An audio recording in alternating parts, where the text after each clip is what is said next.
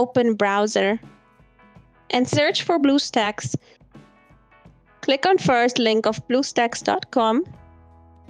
Now click on See All Versions, then scroll down and download any version of Bluestacks. I prefer 32-bit because it's light and gives smoother gameplay.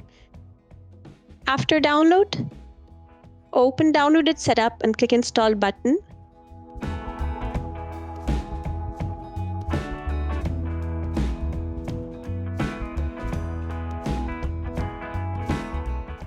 After installation complete, open Bluestacks Multi-Instance Manager as administrator mode. And if you want other versions for Bluestack, then click on Instance in Bluestacks Multi-Instance Manager, and then click on Fresh Instance and choose any version from drop-down menu.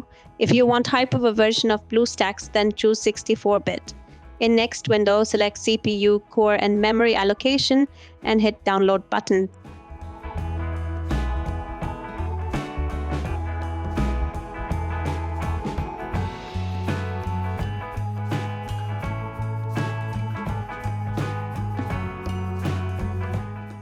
For Hyper-V, open Start menu and search for Turn Windows feature on and off and open it. A small window will open.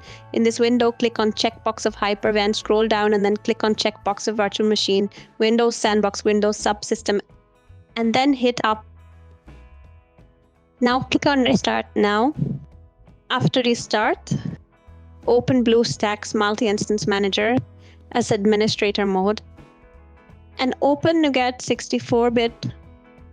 NuGet 64-bit support Hyper.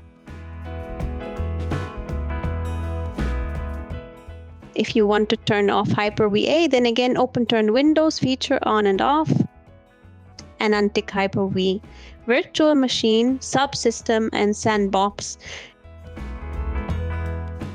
And restart your system.